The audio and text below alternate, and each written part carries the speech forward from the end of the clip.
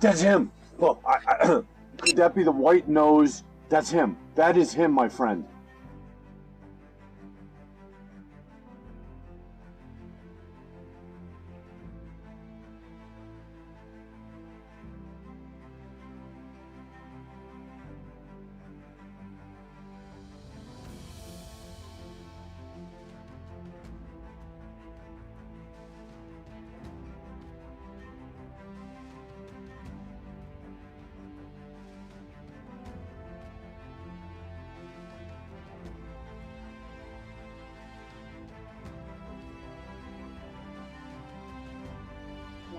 What's that? Oh my god, it's Maggie. Here, give me a minute.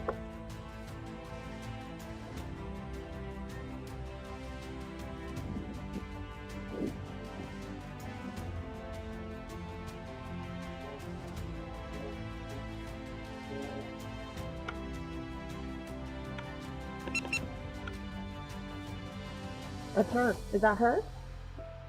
That's her. Yeah, that's her. Wow. That's her collar. That's her pink collar. Oh boy. Oh my god. We found her.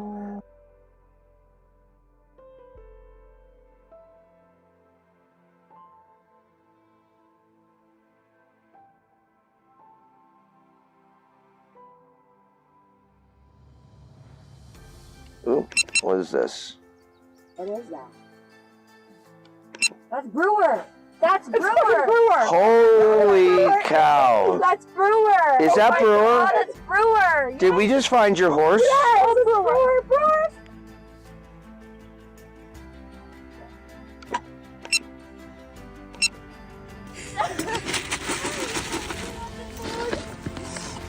You're okay.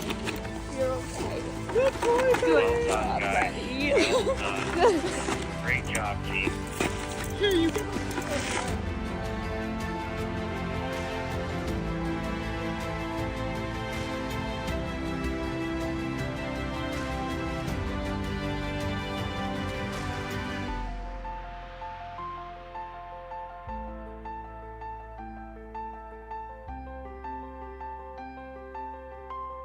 Hey. Wow. Let's scoop that off.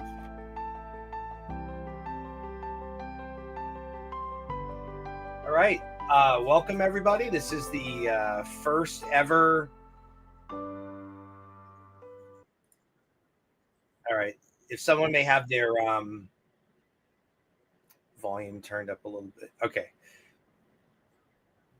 Can you guys? Hi, Ashley. Can you guys hear an echo?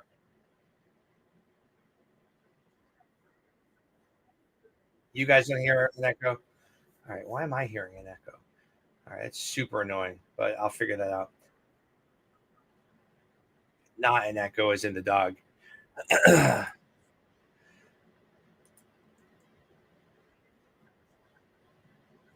Why is it doing that? Hold on one second. Let me just make sure I'm on the.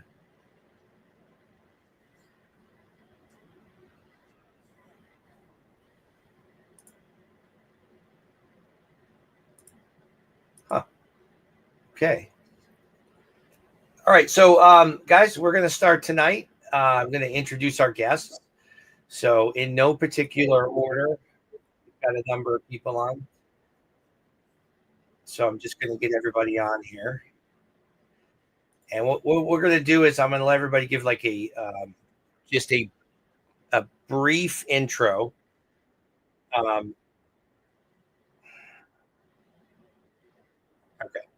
So sorry, I'm having a little audio issue and I don't know why. So we're going to start with Liz Palonzi. She is a moderator on my on the Facebook. She's a friend of mine. She's helped out in some rescues. We have Julie Stevens. She's an ACO up in the Moosehead Lake area. We have John, who owns Arustic Aerial UAS Services. He is a drone pilot. He's up way up on the Canadian border up in Maine. We have Tori, who's helped out in several rescues, also a friend. We have Janice with Skydog ATI, longtime friend of mine, helped me quite a bit when I got started, and we've done quite a few missions together. Kim, I know it's starting to look like the Brady Bunch here. Yeah. Kim is again a friend. She's helped out with some stuff. She's helped out with some missions. We have Beaver Bev, which is what she put. Longtime support of the channel. She works with beavers throughout Vermont and does some really cool stuff in ecology. We have Carrie, who's also an ACO, and it says we have Mike. Who's Mike? I wonder why we have a mic on. That's okay. All right. So the first thing, guys, we're going to do is I am going to bring up a recent rescue that we had.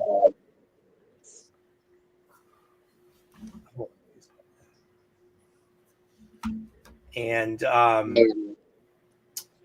we're going to just pull the video up here. So I'm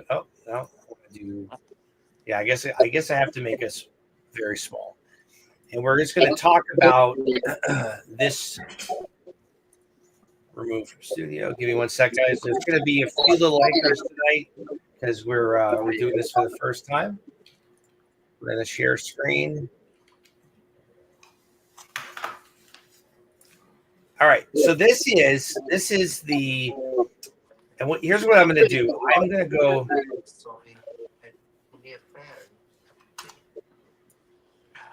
Hold on. I'm actually going to drop a couple. Tell you what, let me just get the three ladies who are involved in this.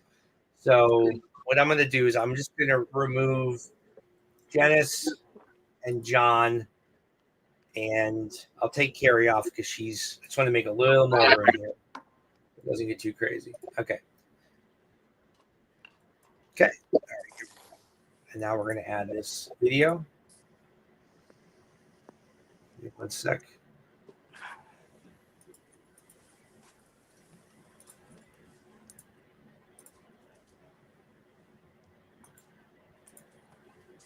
All right, here we go. All right, so about 2 months ago, I got a call for an elderly dog, 15-year-old lab named Quigley. What town was this? You guys remember this story, Kim? Candia. Yeah. Candy, New Hampshire. And hi, Nikki. All right, excellent. The issue was the dog had left the night before, but the woman that owned the dog was an elderly woman as well. And if we located Quigley, we were not going to be able to bring Quigley, have her go out and get Quigley. So what I did is I put a thing out on Facebook and I just said, hey, is there anyone able, last minute notice, to come out here to give us a hand and assist with this rescue? Well, in no time, Tori, her sister Ashley, Liz, and also Kim answered the call. It's hard to hear me. It's echoing. You are hearing the echo? I am Yeah, now. we are now. Now we are, yeah. Maybe if everybody is muted, I don't know. I'm just thinking if that might. Weird. I'm not hearing an echo. That's weird. Maybe it's just you guys that are on there. Yeah, I'm not hearing it.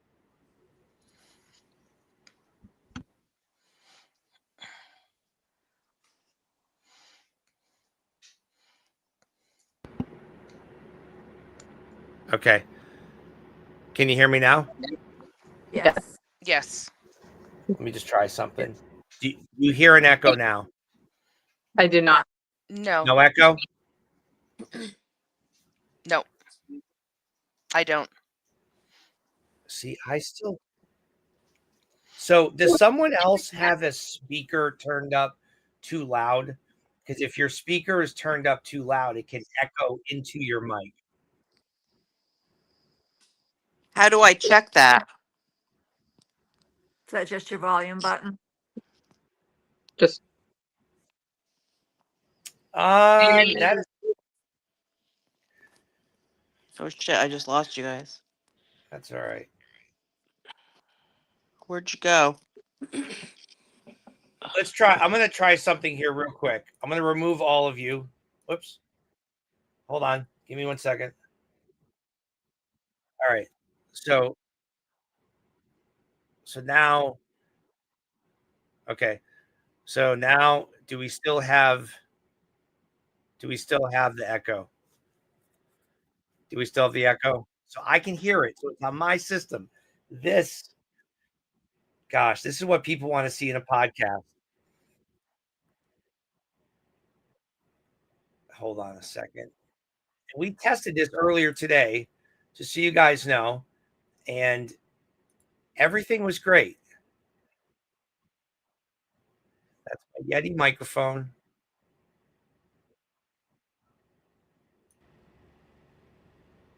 Okay. All right. Do you guys still, let's see, testing 1, 2, 3. Testing 1, 2, 3. I can still hear it. Give me just a second. Gosh. Why is this doing this?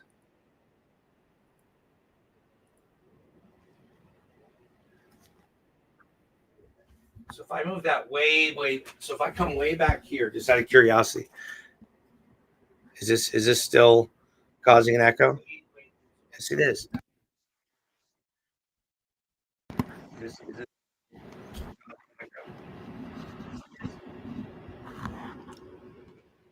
Okay, testing 1, 2, 3. Testing 1, 2, 3.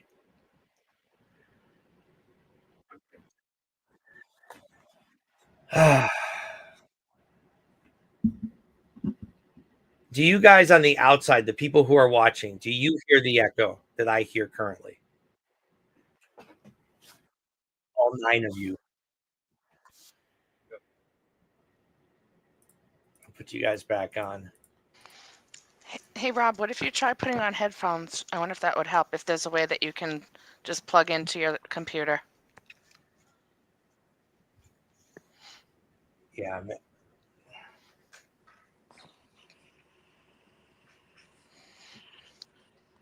Yeah,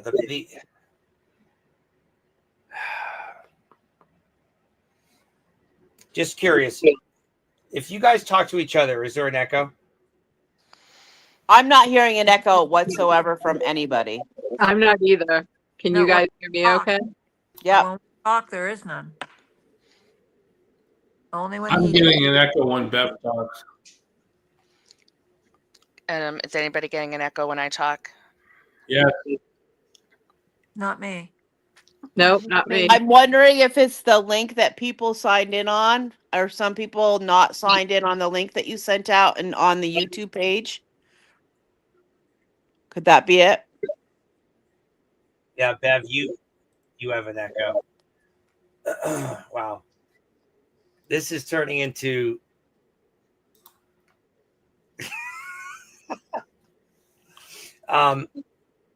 so what I don't understand is when we tested it earlier, we didn't have this problem. And that's what's really bizarre. Well, that's why I'm wondering if some people are on the YouTube channel are the ones that are getting the echo and not the people that are on the link. I can hear it.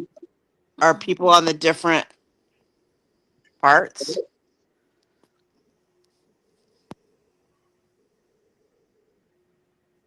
Huh.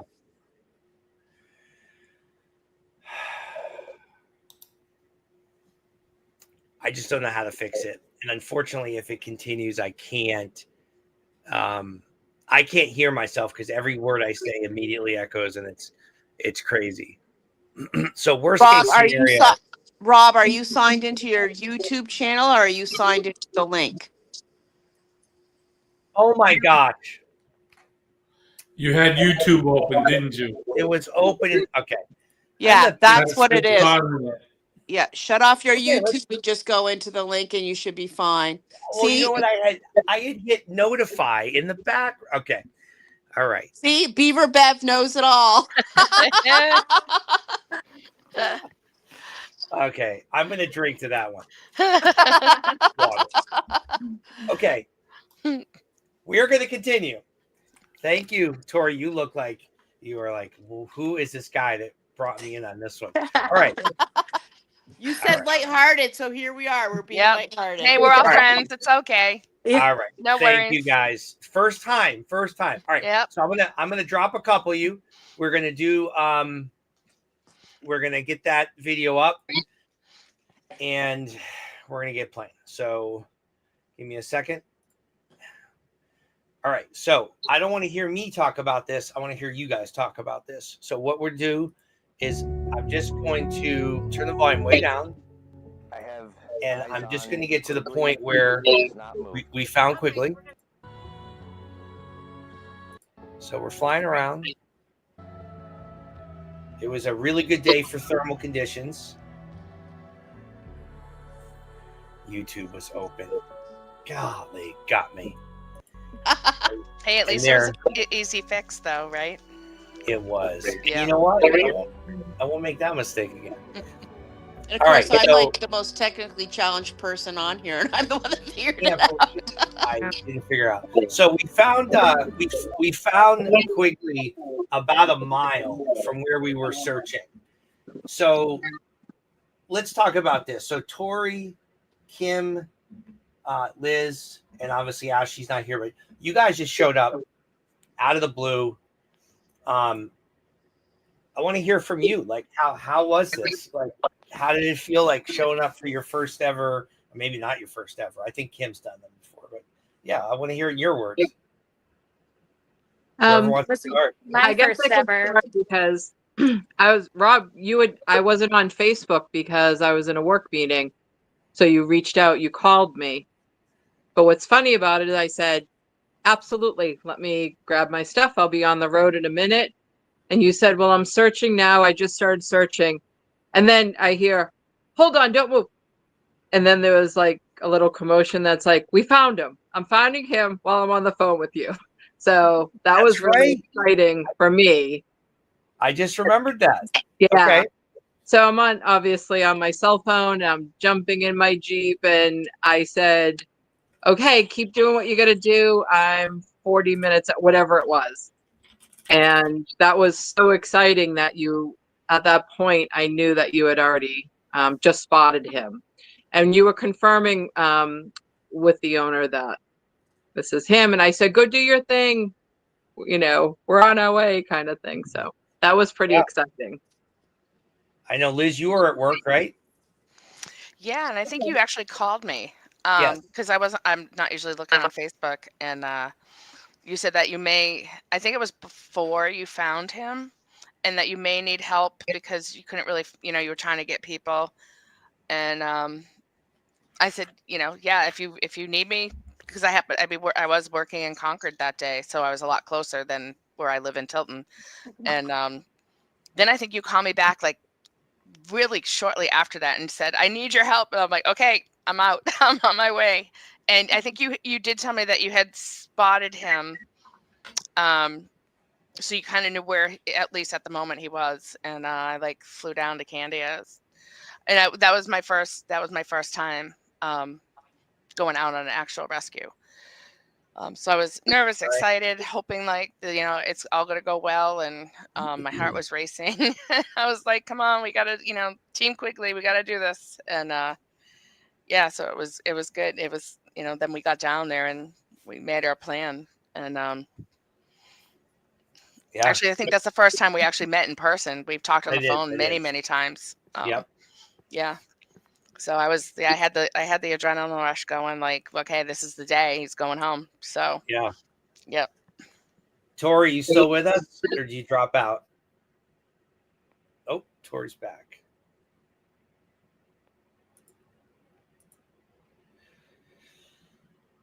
So Tori may be having some technical issues. So when you guys got there, I know we had Quigley on the screen. And so we made a plan. So what do you remember from that?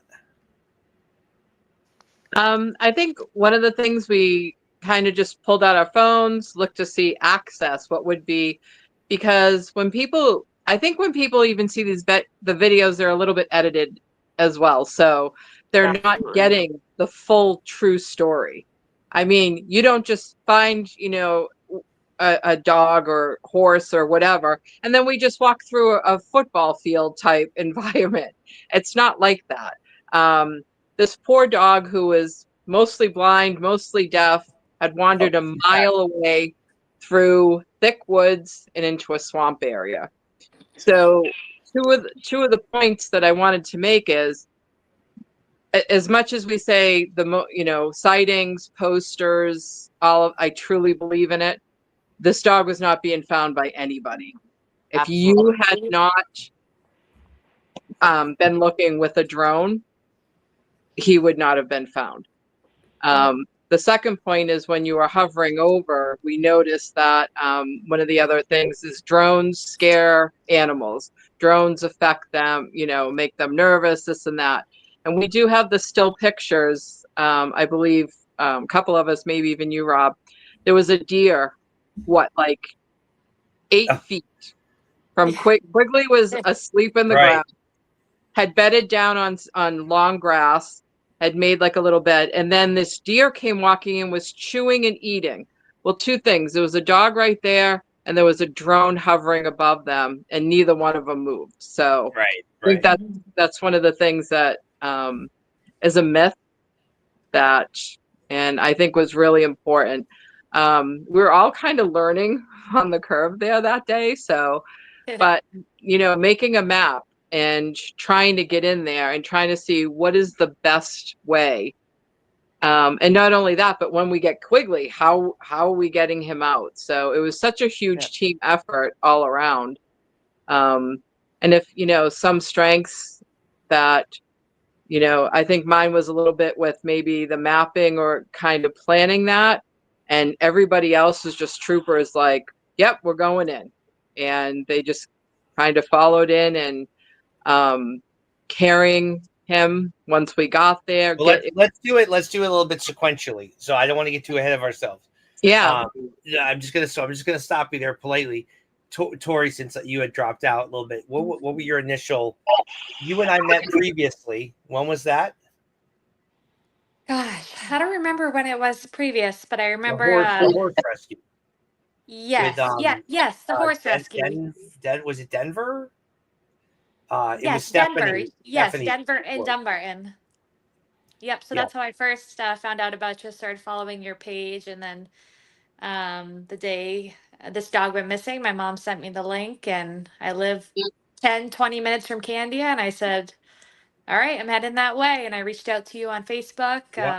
You and your sister, and like a couple of troopers. Gave my sister a call and said, hey, we got to go find this elderly dog. We're dog lovers. And it was amazing from there on out. And working with strangers, Liz and Kim, didn't know them and made lifelong friends out of them. And it was just a really amazing time. So let's talk about that access part. Again, we're not just going to watch the whole video. What I want to do is just to show. So we had a power line, but it's not like. So what we do is we always look at the map. We always want to drive in as close as we can. But what was the issue here regarding the access? Wasn't the road blocked? Yeah, we couldn't drive down. Yep, there was a gate. It was gated. We got to walk down the road for a good amount of time, then had to cut off into the woods. So there's actually you can see you guys like a bunch of troopers, and of course we had the two-way radios. So the whole time we're in communication, and I'm keeping an eye on Quigley. So as you guys are getting close, what are you thinking? What's going through your head? You were a little bit familiar with the calming signals, but Quigley's also special dog because he was fully deaf, right? I think was the deal. Yeah. An elderly. Yeah, I think just going in, it was really trying to find our markers, because when you're looking at a map and then when you're walking down there, So I was trying to keep an eye on, I think there was a shed or some type of a outbuilding. So we were looking for that to know to now turn into the woods. And it worked out quite well. So Right, we used it as a landmark. I told you guys to turn at the Yep. thing. And following the drone, finding the drone in the air and following that was super helpful as well. There's no yeah, path in those woods. we got in there, it was a little swampier Yeah. than we had expected. So that was fun. So I'm going to play just a little bit of the approach, and then you guys can tell me your thoughts on this. But this is you guys coming in. Here are you. This is Quigley right here in the middle. You guys were taking your time, but again, we kind of had a feeling that Quigley was probably not going to react because, again, Quigley was 100% deaf. So there you are, Tori. Quigley wakes up.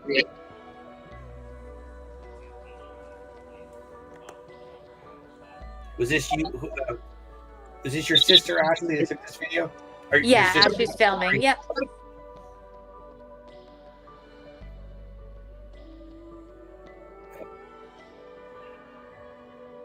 So yeah, what were your thoughts on kind of how that went? The grass was so long too.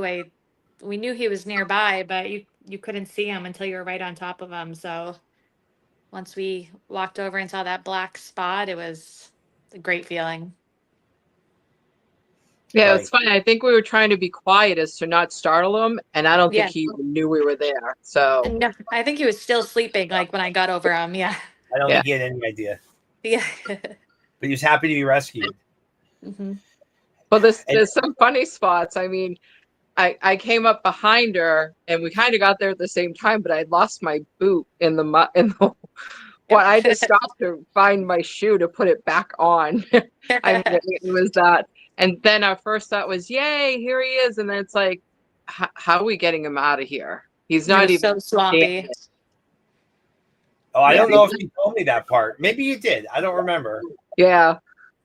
So it's funny, and I think I think Tori started. Was it you with the feeding? Either you or Ashley had some chicken, so we were afraid he had been out overnight.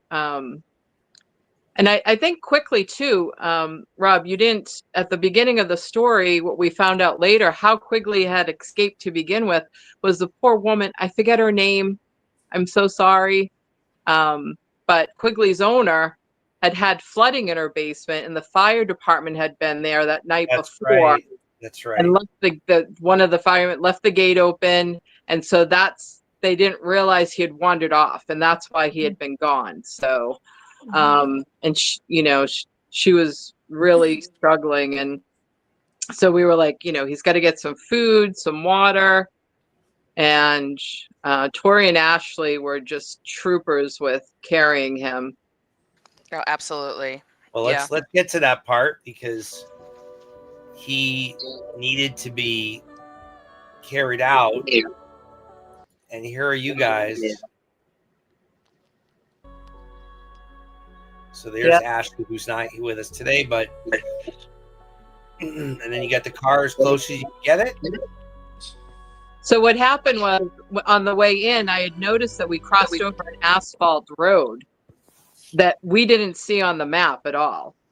So I don't know if you remember when we were coming out that part where we were just carrying him in the dirt area. I said, Rob, please send the drone to to our left or southeast or whatever I said, and tell me if that road goes up. And you did. You flew over there and said, this is accessible. So we did not have to walk carrying him, thank God. Right. Tori, the marathon runner. Oh, that's Ashley. Oh, Ashley, I'm sorry. Yeah. Ashley's sister says, come on, let's run up there. And I'm like looking at her going, do I look like a runner? I mean, but we did. And so we ran back to the car, but that road ended up being a long driveway in their property. I mean, like really long road. So we ended up getting up there, and then she did the rest of the run And she says, I'm training for a marathon. It's not a problem. It was funny.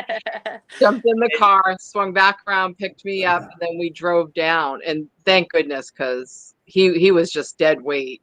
He was. So you mentioned the a lot of times with the drone, especially as people either coming in or leaving, I literally use it to scout. Like you said, I will figure out the best route in or out. I'm using, the camera. So it becomes very valuable because there's no reason you guys want to take the long route. We want to have you guys take the easiest route. We don't want to have you guys go through a swamp. I do my best to get people the best route in and out as I can. I can't always tell what the ground is like, but I do my best, so that's good. Let's just get to the end here. We got him in the car. I love this picture, by the way. I just want to pause. Oh, sorry. I love this photo. It's just one of those little things. It's that little moment. But the joy on your faces. I'm just telling you, I love it. It makes me heart happy. I don't mean to sound cheesy, but there's a moment there, and it's just great. I mean, you guys got the objective, mission accomplished. Well, I remember when we were leaving to go. We were walking when we were leaving to go to get him, and we were walking to the car. I said, "Failure is not an option." And I remember that. That. And because you said like somebody said good luck or whatever, and I'm like, failure is not an option. And yeah. You go, girl. And that's Quigley's. That's Quigley's mom, owner. She was. Yeah. I mean, she just had her basement flooded, and so to get her dog back, I'm sure was one less thing to worry about. So, what a great. And I mean, for a 14-year-old dog. Yeah, he never would have made it. He never would have been found. No, he wasn't going anywhere from that spot. I don't even know how he got. I love that too.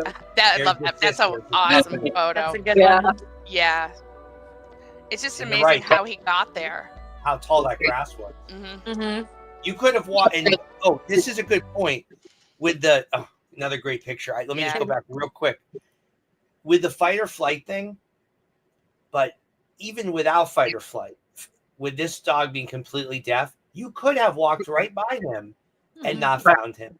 Yeah. Correct.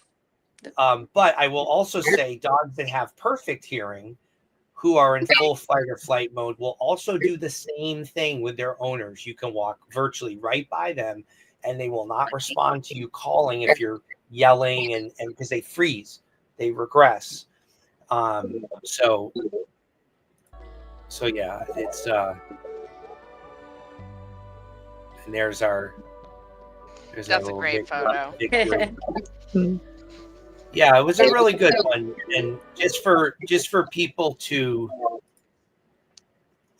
we could not have done this without you four ladies. And again, please tell your sister again. I wish she could be here, but I understand, Tori. And this is not the first time. In fact, Tori has come out on another search for the two mini horses or ponies. I think you came out one. Yeah, I came up to the ponies up in. You came out. I have some people in Maine that come out. There's a gal named Kim and some other people who have helped me recently in the past. So I am blessed to have a network of people who, if I have to send up the bat signal and say, hey, I've got this mission, and the person is just not physically able to head out, if we find this dog, can you either be on standby or can you come out? And pretty much every time people come out, and it's a huge blessing. So, yeah, it's wonderful. So I can't thank you guys enough for doing that. And and Rob, I just gotta say, I'm so impressed with all these ladies. Great job. I mean, I've been involved in animal rescue for 30 years, and this story hit my heart. You guys, I'm so thankful for every one of you. Thank you. Yeah, thank you. Community is everything. And, this is not an uncommon issue when contractors come to house. It's actually very common. And telling this story is going to let other people know, hey, you might think your house is secure, but guess what? Accidents happen. So always double check. And I'm just really impressed with all you ladies. Thanks so much. Speaking of contractors, do you remember the house in Maine I was heading to? And the contractor had opened the hole up in the kitchen. Yes. And then sealed it up and tiled it, grouted it. It looked perfect. And the dog was in the crawl space under the house. Oh my God. I actually had a friend that lost his dog that ran out of a fence and got run over by a car, and they never even thought to check the fence after the contractors left. So I think this is really important education for people that, you might think that the contractor is going to just do everything that you think he might do, but you really have to double check. And it's heartbreaking, but we really have to be the guardians of our You pet. are responsible. Yeah, at the end of the day. we have to be. You can't blame it on other people. You can't blame it on the leash. You can't blame. I mean, there's other factors. I do understand there's factors, but at the end of the day, you are just like for your child, your dog. You are responsible. So. Well, I just one of the things too, Rob, is just why I love, not just what you do, but putting it out there and on your Facebook page and all your messages, and because people learn every day what to do, what not to do as well. And one of the things, if you looked at those videos, what with the boxer, and I'm sorry, I forgot her name as well, but she was in the middle of nowhere, tied up in the middle of the swamp. Maggie? With the leash, with the retractable leash. With retractable leash. Please, no retractable leaches. My God, if that's one thing that dog never would have been found. Never would have been found. Never. I'm just saying, trying to make some points here. Besides, calming techniques and all the other, but the small stuff, like you said, contractors, keep an eye on the dog.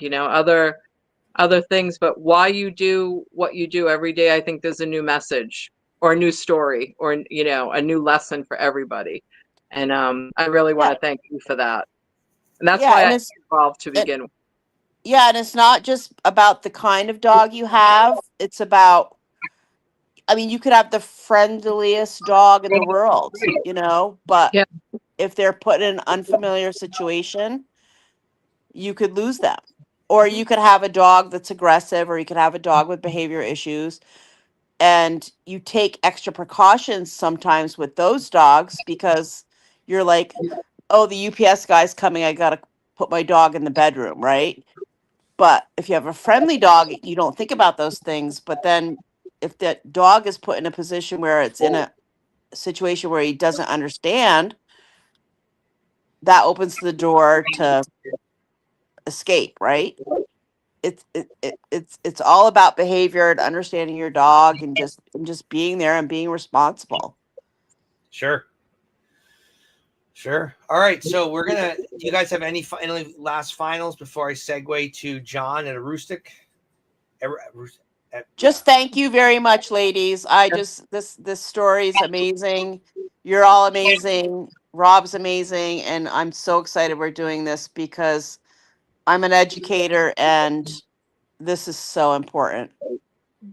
So important. Thank you. Wouldn't have found him without Rob. Yeah, he's the greatest. All about the team. All about the team. All right. So I am going to, what we're going to do is so John, you want to mute yourself? We're going to move to John. So how do I get, I don't need me big. So what I'm going to do is I'm going to take a couple of you guys off here for a hot minute. And we'll leave the drone guys. I'll keep Beaver Bev. And how about Liz and Julie? So John, actually, Liz, I'm going to take you down. See if that makes. I'm going to take Beaver Bev. All right, I'm going to leave Julie up. So, so John, before we get into your stuff, John is a friend of mine. He's got a great drone business. He does pet recovery, but he also does a lot of technical stuff that I have no idea how to do. John, you want to give yourself an intro? Tell us who you are, what you do, a little bit about your background. Yeah, my name is John Mazo. I'm up here in St. Agatha, Maine, Wow. which is up in the boonies on the Canadian border. Basically, I tell people, go to the end of 95, hang a left, and go another 100 miles, and that's where I am.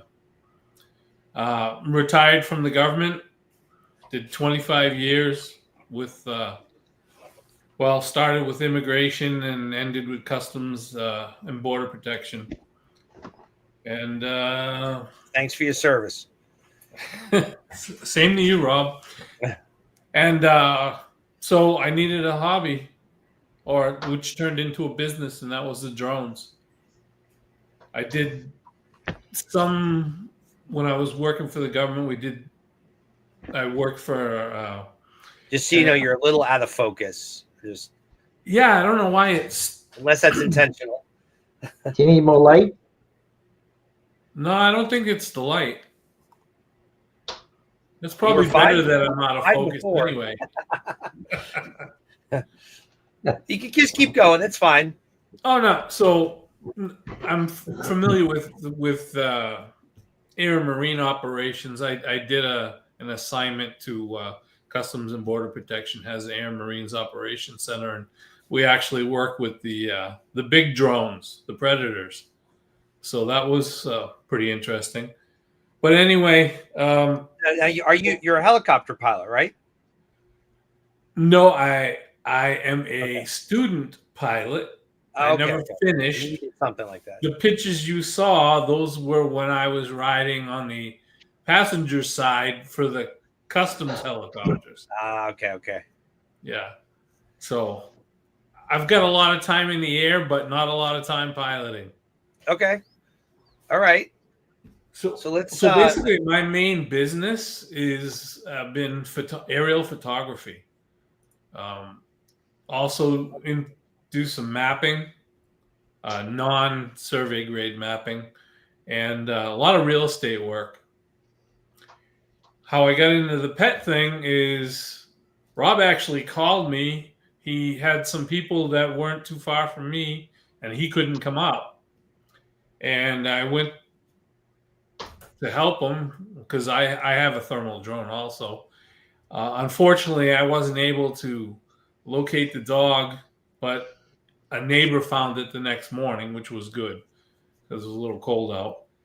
And I've been on a couple of searches for pets afterwards and been kind of on a dry streak because when I get there, somebody always ends up finding the dog before I can launch.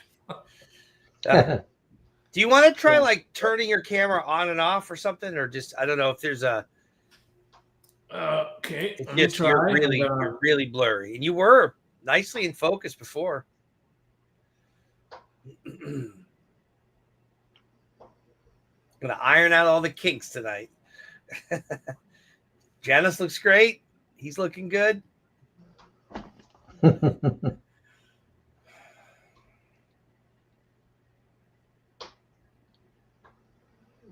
Well, I just, he's telling us about his business. He's gonna plug his business. I don't want the man to be blurry. Yeah, I'm curious how much what kind of business is driven mostly up there too. Is it mostly real estate or? Oh, that's better. There you go. Okay. Yeah. Okay.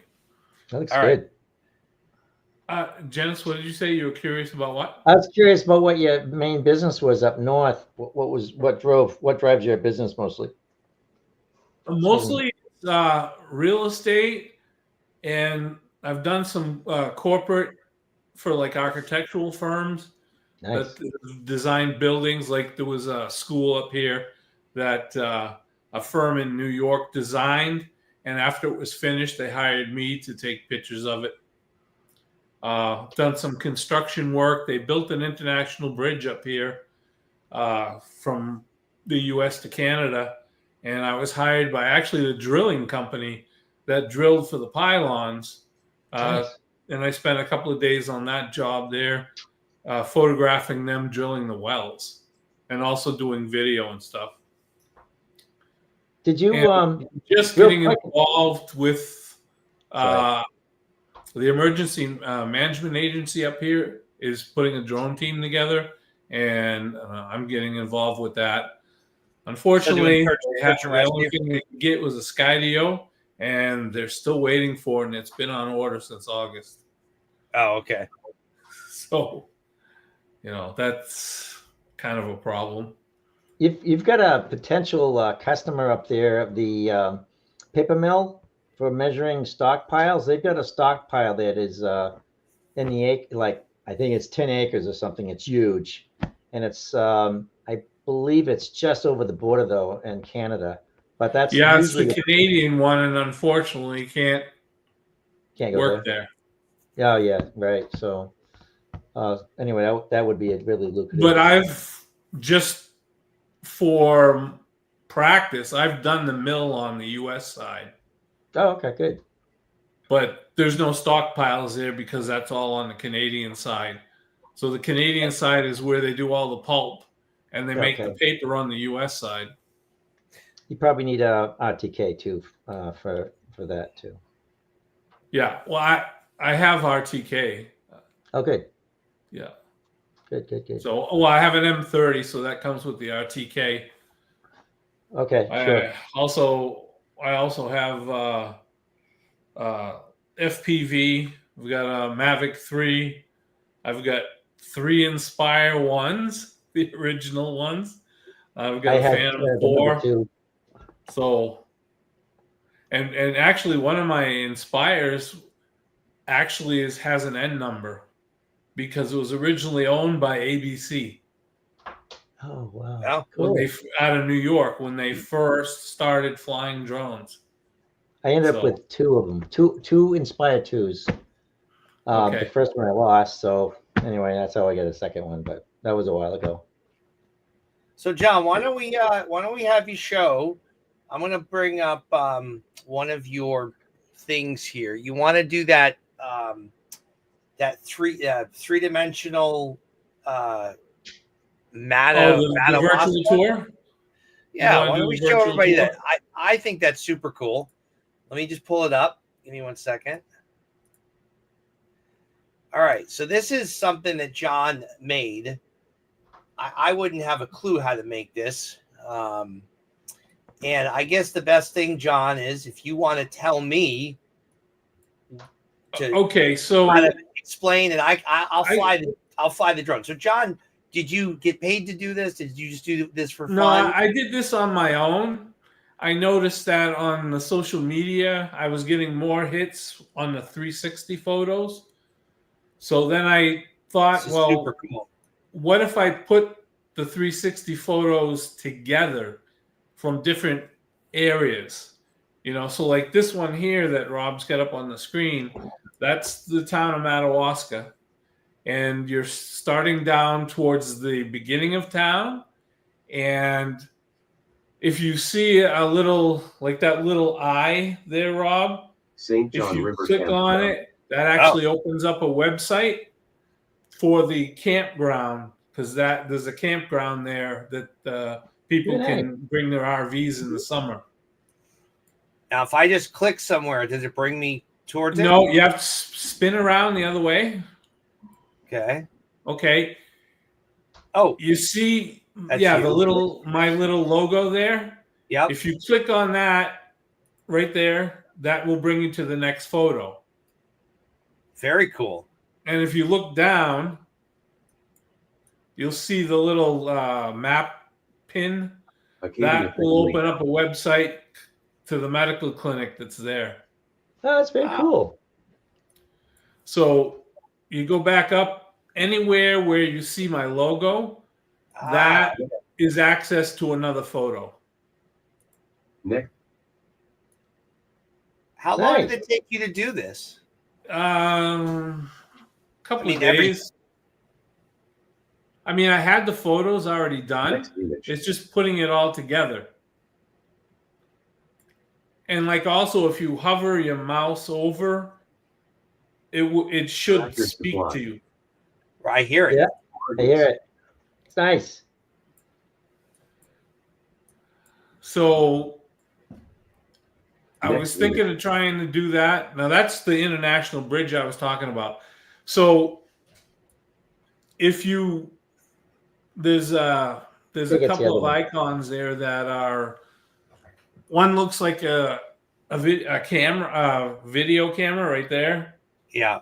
That's going to open up a video if you click on it. All right, let's try it. Video. But that's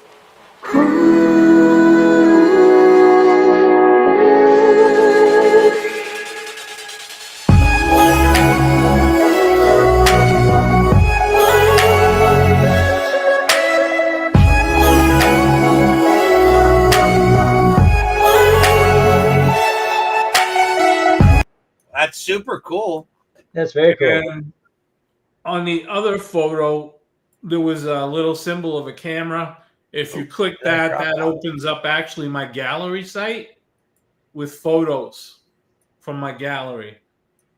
And anyone that's interested can, buy a photo or whatever. So that's kind of what I've been playing with lately because it's been kind of slow. I'm going to put there's another thing that you did, which I thought was pretty cool, is that farmer video of the potato. I don't know how to put it, but it's just, here we go. The potato harvest. That one. So this, here we go. So this is something John also put together. So why don't you tell us a little bit about this? Well, this, believe it or not, this is in my backyard. I live on an island. Nice. And in the middle of the island are potato fields. So that's actually my wife's family that owns the farm. So they were harvesting and it was getting dark. So I put the drone up, my Mavic 3. And I just took a video of the windrowers there. So the windrower is going through the rows and bringing up the potatoes. And what it does is it piles the potatoes on the side of the row. And then the harvester comes along and picks up the potatoes. And then it gets thrown into the truck. Sweet. That's russet, right? Pardon? They call potatoes at the russet. Yeah, well, some are russets. I mean, there's so many different types. You get seed potatoes and that they only use for seeds that they plant. They plant the potatoes for the seeds in the spring. There's a whole bunch. I mean, it's pretty involved. The interesting thing is those tractors are all automated. They run on GPS. Right. So yeah. There's a driver in there, but he doesn't do anything unless something goes wrong. Okay. He's just there for the ride. Okay. So what I would like to get into, and I've just started when I got my M30 a little bit, was crop monitoring. With the M30, I was hired by McCain's Foods to monitor one of their test fields where they were testing different kinds of fertilizer. And that was pretty interesting. I did once a week all summer just to see how the different fertilizers work with the potatoes.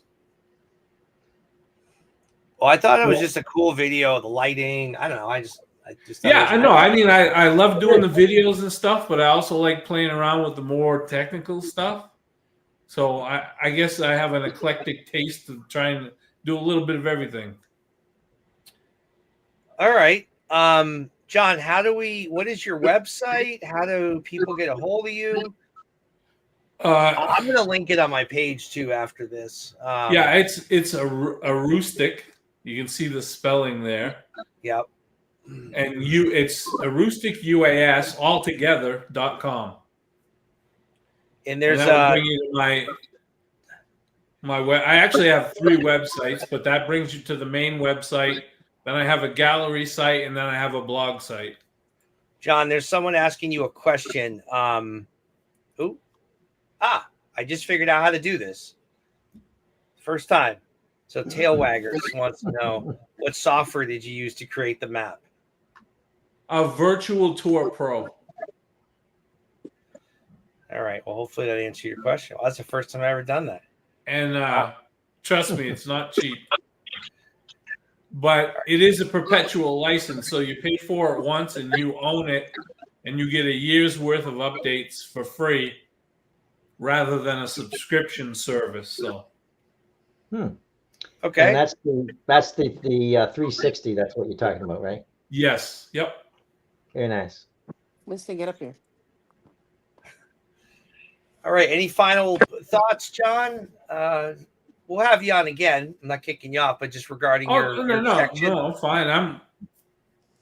It's just I like watching and reading all Rob's posts. It's especially the successful ones where you guys find the dogs and excuse me, see everyone that participates in the searches. I find that very, it's nice to see that. It's a team effort for sure. Yeah, hey, definitely. Hey, John, I was a Cisco salesperson for a very, very long time. And before that, I worked for Reinhardt Foods. You should share that software. I think that you could definitely expand your horizons with that technology. Oh, the 360 stuff? Yeah, especially with lettuce farming and things like that. I think you need to share that with somebody on a higher level. Yeah, I'm working on it right now. I'm happy to connect you with some people if you would like me to, but you can PM me. Coming through. Yeah, hey, I'll take any help I can get. I don't care. Yeah. So, Bev, let's segue into, why don't you do a brief little thing about, before we get into our ACOs, about hunter safety and dogs. Yeah, so who is this cute pup with you, by the way? Who's this dog? This is my killer dog, Winston. Winston. So take a good look at this dog. Isn't he precious? He is. I am Beaver Bev, but for 30 years I've been a cruelty investigator working with animals, especially dogs and cats, helping to prevent animal cruelty and working with law enforcement and things like that, and doing a lot of spay and neuter and things like that. And that's me and Rob met through the Bucky case, which I didn't even know who Rob was when Buckethead Bucky came to the news. I just called Rob and said, "You don't know me, but I need you." And I'll tell you, he was there the next day. So there's a lot to be said for that connection. So, but I just want people to understand that hunting and trapping is a real thing. It's legal and it's happening right now all over. And every state is different. I think we have Vermont, New Hampshire, and Maine on this channel right now. And my big concern is I just want people that own dogs and own cats to understand the importance of protecting your animal during this time. Every year in Vermont, I'm dealing with animals that are getting caught in traps, shot with guns, arrows, and everything. And you cannot always blame the hunters. Sometimes it's our responsibility as dog owners. So it's very important that if you're not a hunter and you're on this channel and you love your dog, to familiarize yourself with the laws within your community on what hunting is going on this time of year and where. because if you do not post your land, that is open to hunting in Vermont. So if you have 100 acres and you don't post it and you let your dog out your back door and somebody shoots your dog, guess what? That's legal. So you got to be very careful. You got to understand what you're doing. You got to know what's going on. You got to put your dogs in orange, whether it be an orange collar, an orange bandana. I think Rob's going to be working on some orange bandanas, right? We're Rob? making a bunch. Yep. Yeah. So it's just really important to educate yourself as to the different laws that are going on in your community and the different things that go on in your community, because if you're not a hunter and you're not a trapper, you don't understand what's going on with hunting and trapping. So you're putting yourself and your animals at risk. So if there's one message I can give people, it's I support ethical hunting to a point. I think it has a purpose, but there's other things I don't support. But everybody has their own right to their own opinions. But it's our right as dog owners and pet owners, and it's our responsibility to educate ourselves with what the regulations actually are, not the opinions, and to protect our animals. And that's why I wanted to come on here tonight, is just to make sure everybody in Maine and Vermont and New Hampshire understand, if you're not a hunter or a trapper, just figure out what you're doing and how to be safe, because it really is a dangerous place right now out there in the wild. Yeah. And I'm happy to answer questions, but I mean, I've had to raise $5,000 to get a cat's leg amputated. I've had to watch a dog die in a Kona bear trap. So here's a question for you, Bev. Yeah. So this tail waggers wants to know, where can you research how to mark your property? Where can you find these laws? Well, it depends on what state you're in. If they want to reach out to me personally, PM me, I can help them. But most times you can reach out to your state Fish and Wildlife Department, and they will have regulations on there as far as posting property. But a lot of times they don't publicly post a lot of information about trapping and hounding, because they're practices that they honestly, I don't think really they're legal, but it's not something they really want to put out there, So like New Hampshire, you have to have a sign every 300 feet. I mean, I don't know. I mean, in Vermont, in Vermont, it's 400. So yeah. I mean, it might be different, but I mean, there's also a lot of regulations as you have to do it every year. You have to register it with your town. You have to pay a $5 fee. That's a lot. That's something a lot of town people don't know. You can go around and put signs up around your property and post it, but if you don't register it with your town, then your property's not legally posted. And this is where all the GPS technology comes in, because a lot of hunters that are out there, and this is why I really advocate that drone technology is never used for hunting, because the GPS technology that's out there right now is these guys walk around with, things in their hand where they can say, oh, I'm at these coordinates. Is it posted? So even if you've posted your land with paper, if you don't register it with the town, it's going to come up as unposted. So if they go on your property and the town has it as unposted because you didn't pay the $5 fee, they're legally hunting on your property. So it's very complicated, and people really need to do their research. But again, I'm not slamming hunting. I'm not, I don't want to. We got you. We got you. I don't want to give that opinion, but I've seen way too many bad things happen because people just simply don't understand how to post their land, why to post their land, and how to register it, and simply not understand it. I mean, I've had a friend that lost a dog on her own property, so it's something that you have to be aware of, and it's something you have to educate yourself about. So I just really want to, put that information out there. All right. Yeah. And then in New Hampshire, there's no requirement to notify the town. You just have to have it posted every 300 feet and at all major entrances like gates and things like that. I have no idea what the rules are in Maine, but it's probably something similar. It But is. I did not know that about Vermont with that. Yeah, Vermont, you have to register it with town. And the other thing too is if you don't post your land, I don't know about New Hampshire and Vermont, but if you do not post your land, the Vermont Constitution protects hunters the right to hunt. So if you own 100 acres and you don't post it, by law and by the Constitution, they can hunt on your property. So everybody needs to just check your laws, figure out what's going on, and just protect yourselves and protect your pets. You can still post your land and allow people that you trust to hunt on it. Just because you post it doesn't mean you can't. It's shut off, but it's just a way to regulate it and just and protect your animals and protect yourself. There's a great app you can get for your phone or the computer called Onyx, ONX. I'm just putting it in the chat there. So yeah, I've got that. That's good.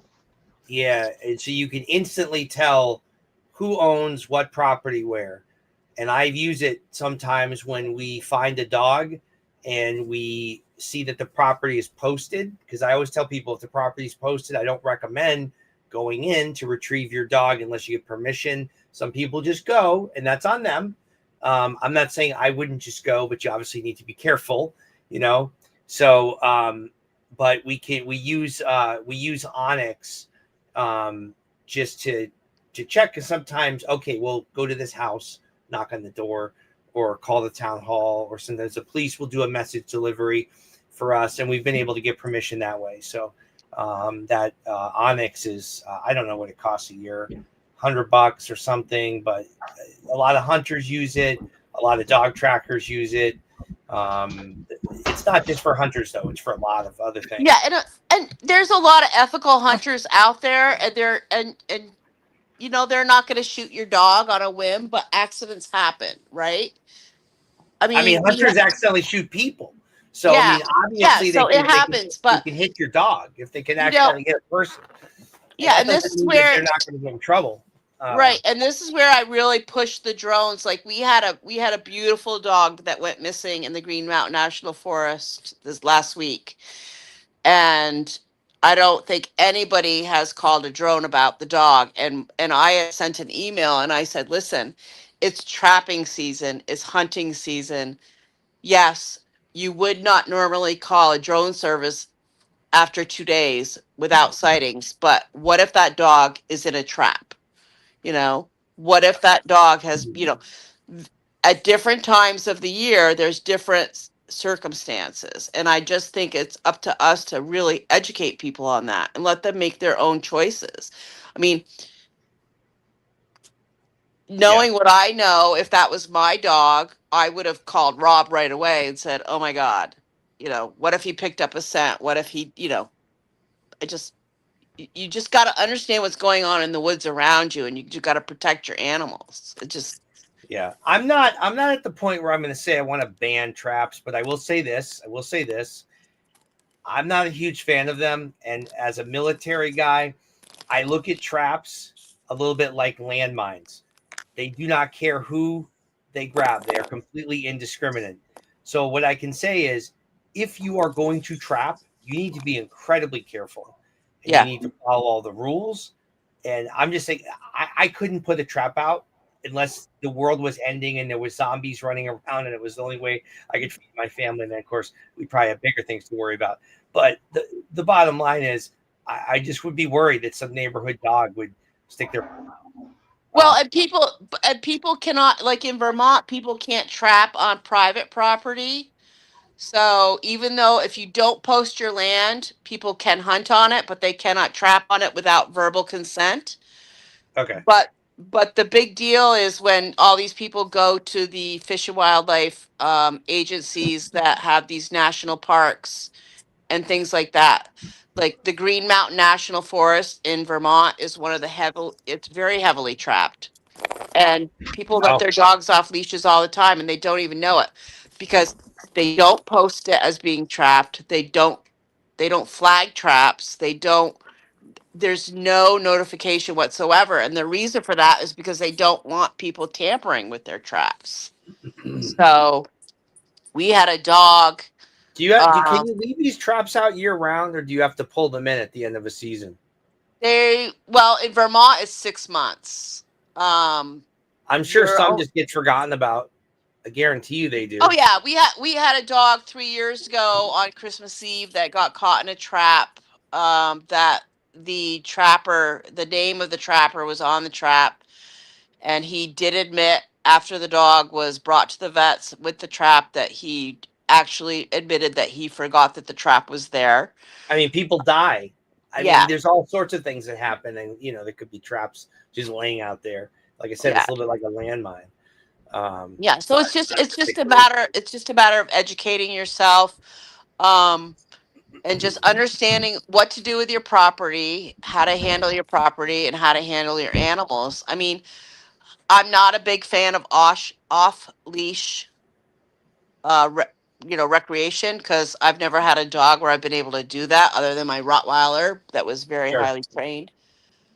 So I don't recommend people going to their national forest and letting their dogs run around, because there can be traps set there. They are baited with scents. They're not marked, and even if the law states that the trap has to be 50 feet off the trail, my friend's dog was killed 10 feet from the trail. So, okay, it's you could never it's always, like you said, it's our responsibility to keep our animals safe, and this is a very, very, very big passion of mine, because I'm just seeing way too many bad things happening and way too many animals suffering. I mean, I had a German Shepherd last year that was caught in a conibear trap right on a college campus, 10 feet from a walking path. So I think we should do, Bev, on a future episode, we should do a whole thing on trapping.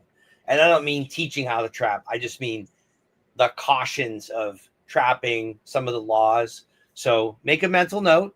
Yeah, it's important. It is important, because it's like I told you earlier, unless you hunt and unless you trap. I mean, 5 years ago, I didn't even know what a beaver was, and look at me today, right? So you're Beaver Bev. Yeah, so if you don't trap and you don't hunt and you don't understand it, you're not paying attention to it, and that's when accidents happen. So right. So let's do that. Let's regroup on it for a future episode. All right. I think that would be a great topic. So, all right, Julie, I'm going to put you on the hot seat here. Gee, if I can figure out how to do it. Wait, no, I'll just put Bev there. And Julie, boom. All right. So Julie, you're kind of our final guest, as far as we just want to hear a little bit about, I assume is Carrie on? I don't see her. She was earlier. Yeah, she said she might not be able to make it, and that's fine. Okay. So you are going to tell us a little bit about what you do as a small town ACO or small towns, and just give us a little intro. Tell us a little bit about what you do. Oh boy, where do I start? I have been an ACO here in this area, Rockland, Howland, Lowell. I had 4 other towns, gave them up to Carrie, lucky her. Yeah. And I've done that for about 7 years. I'm from Holton, Maine. Prior, I was animal control for 7 towns there for over 7 years. And you and I met on the Kirby search. Yes, you and I and Carrie, yes. Yes, that was And great. that's fascinating. I learned a great deal. Whenever I advocate for somebody, especially for something as serious as search and rescue, I want to meet them. And that was part of the reason that I went out there, was to meet you, because if I want to recommend somebody, I want to say, I've met them. This is what I know about them. I feel the same way. Yeah, and so I was a state humane agent. I've been involved in rescue for 42 years. I've run 2 rescue programs myself, vet tech assistant for over 14 years, hydrotherapy, a little bit involved in just about everything. And now it's animal control, try to keep it small. It never stays small. It's never dull. We get called out today for a dead German Shepherd on the side of the road, and we got there and it was a moose. So how they ever How did thought they it mix was, that up? yeah, I don't know how they ever, it was a small moose, no doubt, but definitely could make about 4 of a German Shepherd. But I was gonna it's, say. little things like that. We're in a fight for our life up here as far as being able to get the animals into shelters. Shelters are on hold. Yep. We often get an animal at 1 o'clock in the morning. I had a 110-pound dog in the back of my truck and no place to take him. Yep. I'm lucky. I'm set up. I So can what do bring you that. do? Yeah, I'm set up. I am now actually a licensed boarding facility. I Okay, just did that's what I that. was gonna say. Yeah, I'm very small. I'm not a boarding kennel. I'm canine camp, small. The dogs are in your home and I treat them like my own. I have no intentions of ever getting big again. And, but it's, Carrie and I and Ann, us 3 ladies in this area cover 27 towns. Hmm. Is Keeps that us all? really busy. A lot of unorganized territory up here, and we run into things such as the trapping. I belong to Maine Recovery, Maine Lost Dog and Recovery. I have one Great of group. their dog traps in my office right now.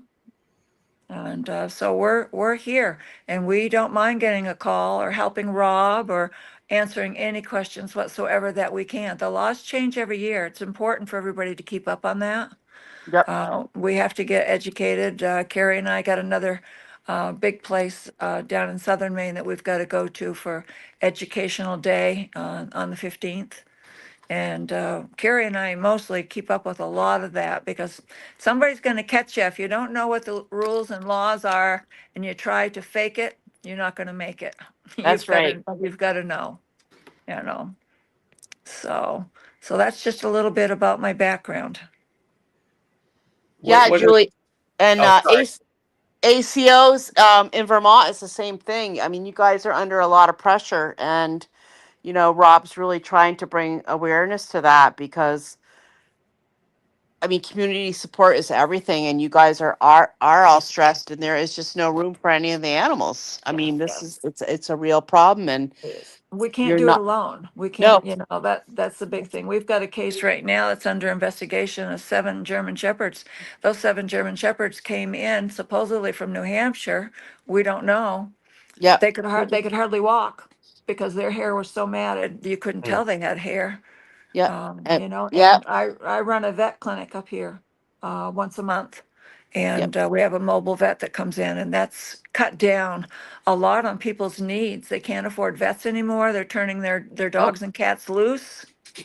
that's a lot of it has. Yeah, a lot it of that has is. to do with the corporate buyouts. I mean, I'm working on a Oh, case yes. right now that I just got. It's 24 cats and 4 German shepherds and 6 other dogs. So it's hard. It's hard on all of us, but that's why it's so important. What Rob's doing is to bringing us all together so we Yes, can help each other because it's exactly.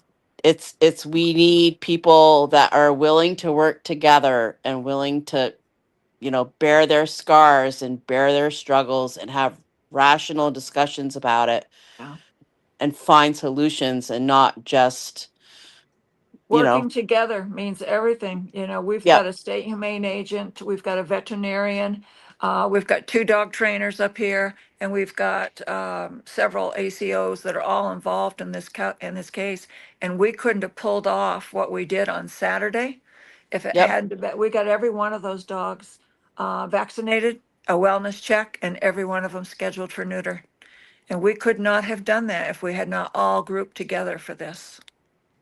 One of the things we're looking at in Vermont, and I don't know if you have a Vermont or a humane director in your state, but one of the things we are looking at because of the high vet costs is getting a state vet and having a state facility that we can try to keep costs down because a lot of our shelters are unable to help because a lot of them are privately funded and publicly funded Exactly. but privately owned now. Yeah. So if you walk in with your dog and you can't take care of your dog anymore, they can tell you no. I mean, that, right? Exactly. It happens all the time, every day. Yeah. So not to blame the shelter because that's just what they've been trained to do. But where does that dog end up?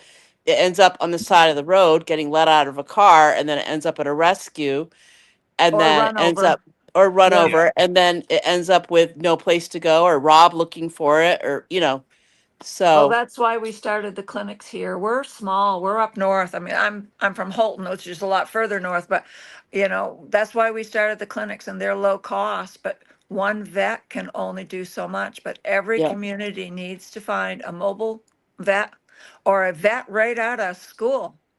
Bring them up, set them up.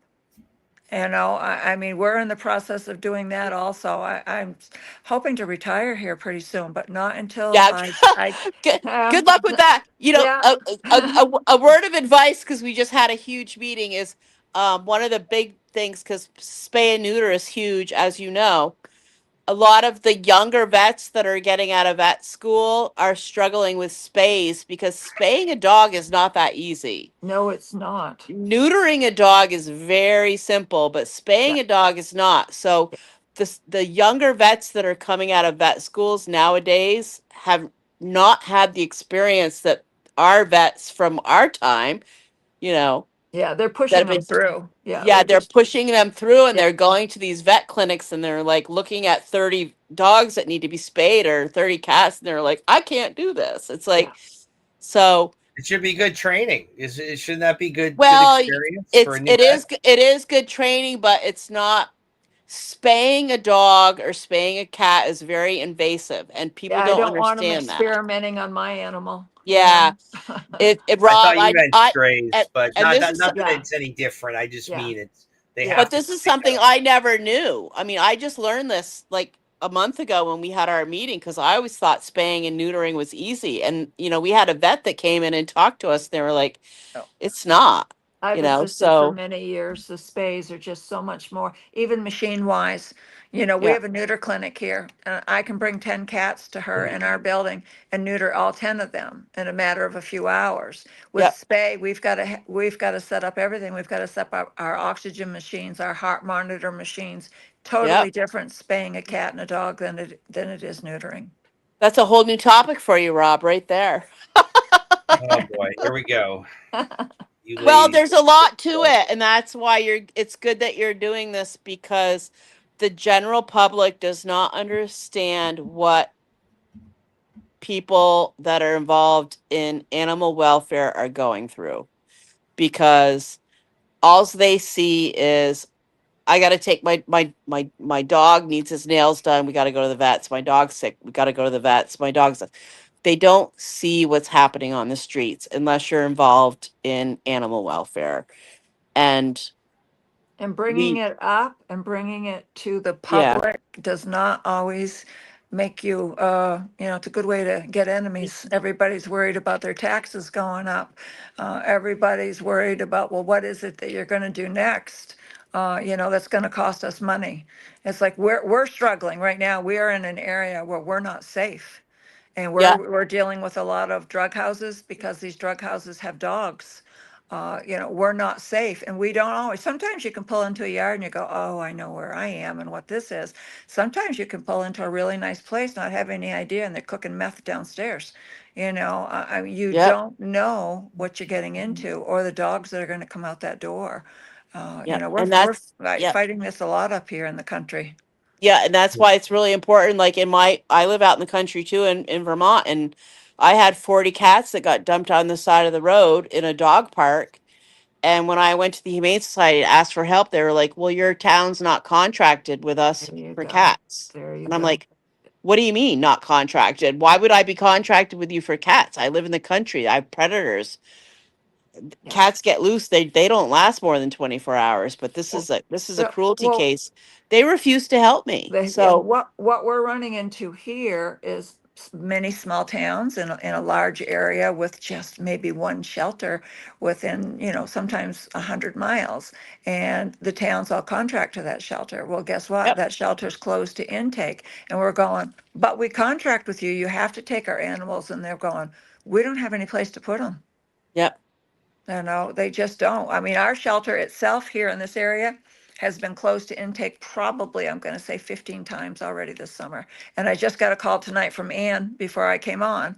She said there's no more cages left, Julie. Don't take any cats So why are we shipping all these dogs up here from down south? Oh, listen, you don't want to bring that up with me because I Oh, could you go don't want on to for bring that up with hours. me because it just It cost me my housing. seems to me, Yeah. it seems to me as, again, kind of an outsider, we're shipping up dogs by the busload. Yep. And I love dogs and I have a heart for every one of them. But if we already Okay. have zero beds effectively, Rob, I can honestly explain this to you very quickly because we're selling them and we're making money. Yeah, I've been doing this for 30 years. 2 of my dogs came up from down south and I loved them and I had them for a long time. The issue is 20 years ago the south was in peril and the north New England was not. If you wanted a dog in New England, a puppy or a golden retriever or something like that, you had to go to a breeder. Okay. You couldn't go to a shelter. The only animals that were in shelters were animals that were abandoned or, shelters were empty, so we went down south and I was one of the people. So I'm being very honest. I started going down south to say, I have people that want puppies. You have puppies that need homes. Send them up here. I will help find them homes. But they would send us puppies on a train where you would have not transports, they would have trains of volunteers of people that would send these dogs. I will drive 2 hours to meet you, you drive 2 hours to meet me. So there was no expense. Okay, it was all volunteers. And then when the puppies got here, you adopted them to people and said, here's a puppy for $150. You have to pay for the vetting, but this covers the expenses that we have put into him to get his rabies shots and blah blah blah blah. And everybody appreciated that. Right now, 20 years later, we don't need to do that anymore because we have plenty of puppies. We have plenty of abandoned dogs. We have plenty of animals that need homes. It sounds like we have too many. Right. We have animals in our own critical home. mass. Yeah. But So the South is still crying. The South is still crying. Help us, because there's no education down there. They don't take the time. They don't have the money. Do they not spay and neuter their dogs? No, they don't. No. Dogs run free down there, and that's it. I mean, you can pick up a dog on the side of the road. You could do that all day long. Their solution is to get them into the shelters and ship them up north or ship them to California or ship them to this is a huge problem. It's a huge problem. And I'm not going to mention the names of the humane societies and the organizations that are doing this because I don't want to bash them, but there are organizations out there that their reasoning is spay and neuter is not going to solve the problem. Shipping the animals out is. And that is not the solution because Vermont and New Hampshire. It's a perpetual problem. Because we cannot handle it anymore. There was a time. Problem. There was a time when Vermont could help you, but we're past that. We are now putting down dogs in our own state that we do not have room for because we're shipping in so many dogs from down south that are taking up fosters for a year. Taking up. I mean, there's nothing wrong with bringing up dogs from down south and helping people. But right now, we need to get a grip on our own problem and get control of our own situation and figure out what we're doing before we can do that. We have got to put it on hold. Rescues are going under. I don't know how many. Yep. I'm involved with 3 other rescues. It used to be a lot more. And rescues are closing up like every week because their finances are all gone. They have no foster homes because nobody's fostering anymore because it is timely, it's costly. They don't want the dogs around the kids because the dogs are coming up with behavioral issues, health issues. Absolutely. It's a struggle. Rescues are shutting down every day. Yep. It's happening in Vermont too. And the problem is like you have some very responsible rescues. I know of several very responsible rescues. I mean, my sister deals with a rescue that's very responsible. They stand by every dog they bring up from down south. You know, they vet them all. They have a vet up here that works with them. You know, they're very responsible. But then you have other transports that bring these animals up, and you're literally picking up the dog off the back of the truck with no history. The health certificate's been forged. Um, you know, you don't know, you know, so you take this dog home with you, and within a week, it's attacking your kid or jumping a fence or doing Or something, has and parvo. or has parvo, and you have a, you know, a $6,000 vet bill. So, though, that's where the problem is. So it's not that we can't bring up dogs from down south anymore. We just need to regulate it, and we need to control the amount of dogs that are coming in. That's the problem. And think about it, and you'll get this because you've been around probably as long as I have. But the designer dogs today used to be yesterday's mutts, right? Yep, that's for sure. A golden doodle was a mutt 10 years ago. Now it costs Today, you so much money. today it'll cost you almost $4,000 for a golden Yes. doodle when you could have gotten it for free out of a shelter 10 years ago, because it's the opportunity that people see to make money.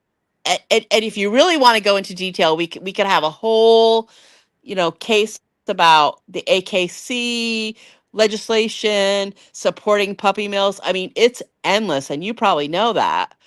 And it's really a conspiracy. It's horrible to say, but it's really, it's all about money, and it's sad. It's just really sad. But this is why it's important that we talk about it, because We need, yeah, us as animal control officers, we need help. We're doing our job to the very best of our ability, and when we don't, boy, do people complain, we're called on the carpet. Well, what about the higher ups that are supposed to be helping us? When are they gonna be called on the carpet? When are they gonna be made to do their jobs? and they're This not the is ones just, that are putting the dogs down. You're the one that has to walk that exactly, perfectly healthy dog yeah. that's looking at you, wagging its tail, saying, I love you, I love you, I love you. Thank you for taking care of me. You're the one that's taking it to the euthanasia chamber. Yeah. And nobody believes that. And this is what the problem is. Nobody believes that that's happening, and it is. And we really need people to understand that these ACOs are really struggling, because you can only fit so many dogs in your house. You know, Well, at there's, least you're only supposed to have so many dogs in your yeah, house. you know, you It can, doesn't you, always I mean, work that way. the Yeah, dog, right. the dog that I have in my house right now, if he had gone into a shelter, he came from a cruelty case. He was kept in a kennel for probably 20 hours a day with a bark collar on. Don't tell me. Um, I got him, and if he had gone to the shelter, he would have been euthanized immediately. He was so crazily scared. They would not have even given him a chance. But he ended up coming to my house. I'm still struggling with him a year later, but he's alive. And I can't even find a vet now that will put him down, because they're like, he's predictable, he's understandable, you can deal with him. That's behavior that you can understand and deal with. But there are behavior issues out there that you can't deal with and you can't understand. And that's when you get into trouble. And that's a lot of the dogs that are coming up from down south. Hey, you can't save them all. I wish people could get that through their head. No, and you know, We've got dogs sitting in shelters and in people's homes that are biters, that are aggressive, that have gone after children, that have gone after, and nobody wants to put that dog down. but They you can think that never they can adopt save that them dog all. out, You right? cannot. It's a You can liability. never adopt that dog. Yeah. This dog has never been a child. He's never, if he did, he would get put down in a heartbeat. And this is why the older people, for my, I mean, I'm 62 years old, okay? Yeah. When I was young, when I was younger, I was like, I'm going to save them all. You Yeah, know, same here. I'm going to Yes. save every dog. I will never put a dog down. I don't care. I'm going to fix it. Yeah. You know, and I'll tell you, my heart has been broken 1,000 times, and I'm 62, and now I know I cannot save them all, and none of us can. And those are the best rescuers are the ones that understand that you cannot save them all Yeah, because you've paid the price. but being on here, Rob, and getting this out, and like you said, getting people to talk about it, going yeah. over rules and regulations from different states. Oh, we're going to talk a lot more yeah. too. We're going to talk a lot more. I want to try to wrap it up because we're at an hour and 40 minutes, which is, I think, pretty good, especially since I screwed around for about 15 minutes trying to figure out why there was an echo. And now I know. And not you, Echo. Sorry. I say that in my Echo. The dog. He goes. But My little sweetheart. There you go. Say hi, Winston. My little terrorist. All right. Well, we'll see. Yeah. So I'm gonna try. Let's. I think we should. Does anybody have any final thoughts? Because I'd like to wrap it up. I think for a first episode, it didn't self-destruct, so that was good. I was a little worried there in the beginning, but we figured it out thanks to Beaver Bev. How many viewers did we have? We have had the total the top number was 15. So I had It says 25 on my end.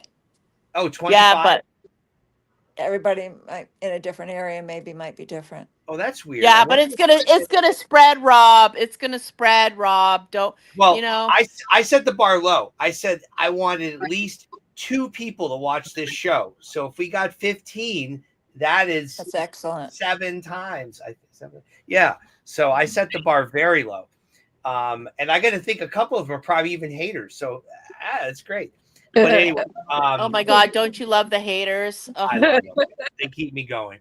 Unless they're stalking me and chasing me down Route 16. And anyway, so, but listen, I love you all. I appreciate everybody here. We're going to try to do this most, if not every Sunday. Obviously, I'm not asking you all to come back, but if any of you want to be semi or regular or pop in once in a while, that'd be great. Any final thoughts for the group? Oh, thank you, Rob, for doing this. It's much For the appreciated. interwebs? No, I thank you, Rob. I think this is so important, and I'm honored that I met so many people that have the same reasoning as I do tonight. All right. Well, we'll do more. But yeah, thank you, Kim, Julie, Janice, Liz, Beaver Bev, John, Tori, the cat. What's the name of the cat, Tori? Charlie. Charlie. Thank you, Charlie, for making an appearance. And Wilton. Thanks, everybody. Bev, is that Wilton or Winston? Winston. Sorry, Winston. And he's looking for a home if anybody knows how to deal with a terroristic little dog. Okay. He's all yours. Thanks. All right. Well, seriously, everybody, thank you. And oh, hey, Nikki. Nikki just said something nice. But all right. Well, I'm gonna wrap it up. Appreciate number 1. We'll see if we'll make it through a second episode. All right, you guys have a great night. You too. Thanks, right. everyone. Take care. Bye. All right. Yeah. All right. Bye.